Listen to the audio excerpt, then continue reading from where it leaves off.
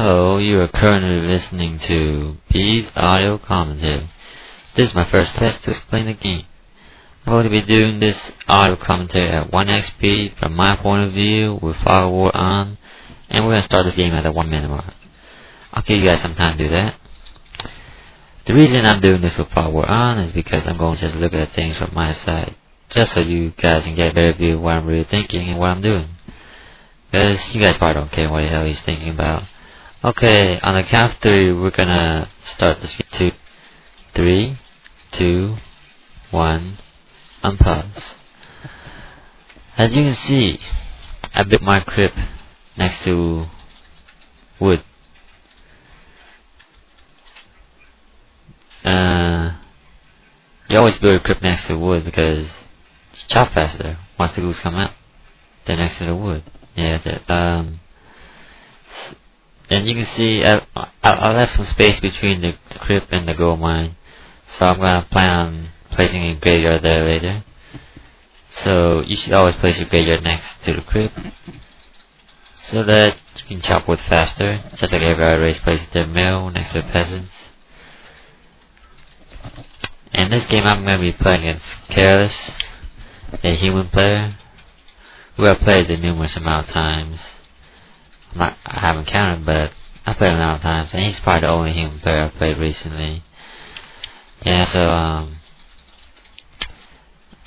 I usually go Death Knight first. Actually, I always go Death Knight first. It's just I play Death Knight for speed, surrounding purposes, creeping. Some guy who likes to creep. I'm gonna be going my Ghoos and Necro strategy this game. I usually have a set plan every game on what I want to do. So here you see my Death Knights come out. When you're creeping your expansion with a Death Knight at least, you should use your Death Knight to go coil the priest. He's kind of a selfish bastard. You see in a minute. And then you lure those trolls to the hill, so you get an advantage attack from the hill. They miss part of their attacks, so you take less casualties. Now, if you look at that priest, he's sitting there healing by himself, and he's not gonna help his buddies. That's why I call him a selfish bastard. Okay. Which is why I always call the priest first. Here I get a scroll of healing, I sort of jump for joy. And I slip over this Jody. It's okay, don't really care about that, but okay. And my style of creeping is just creep the closest thing possible, because I creep for money, items, well usually the money, experience. Here I'm checking up. As you can see, I just placed my graveyard, and indeed it's next to the crib. So I have my building planned out on where I want to place them beforehand. And there's a blue peasant. And I don't really care, I know he's scouting me at this point. It doesn't really matter to me though.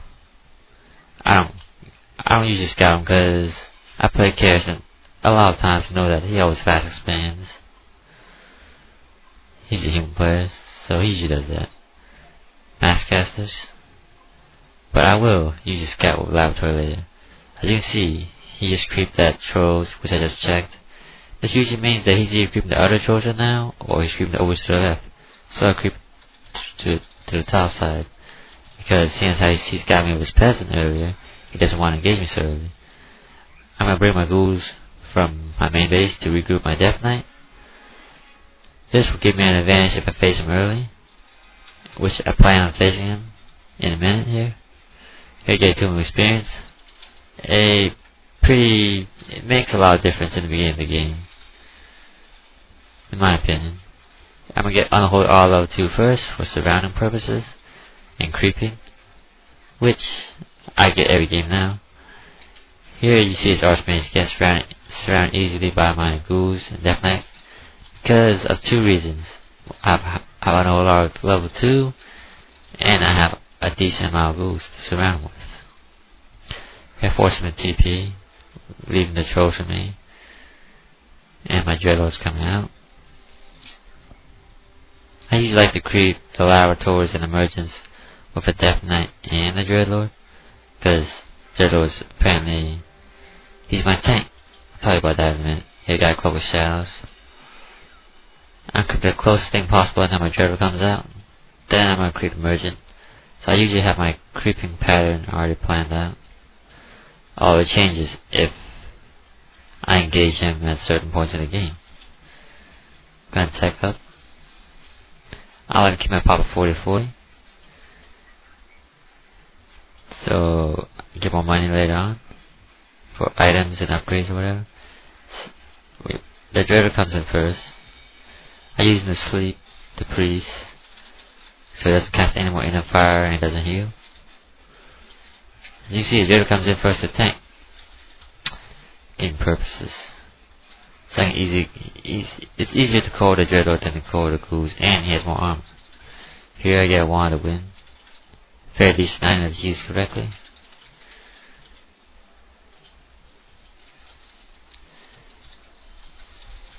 Whenever I get a Dreadlord, he's probably thinking he'll rather be a Dreadlord than a Dreadlord, because he's always tanking. Here I want to get you my items before the first nighttime. Before daytime.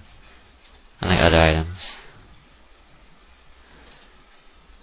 Here I Cloak Shadows. I don't really like Cloak Shadows.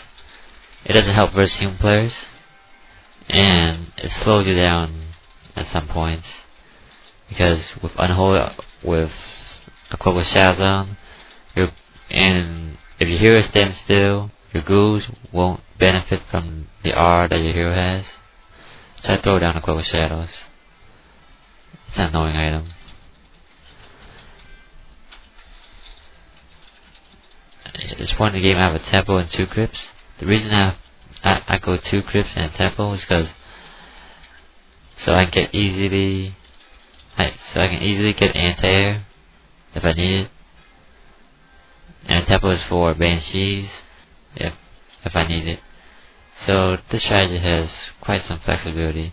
Here I'm going to expand in the top right corner. I don't like to expand my natural because it's easy to scout it if you expand there. Oh, that depends. You should always give the boots of speed to your Dreadlord, simply because he's slower than the Death Knight. And by giving it to a Dreadlord, you'll be evening out the speed of your whole army. With Unholy R level 2, Ghoul Frenzy, you have your whole army moving at very fast speed if your Dreadlord has boost of speed. Because a Dreadlord is slower than a Ghoul with Ghoul Frenzy. See, my Dreadlord is still tanking there.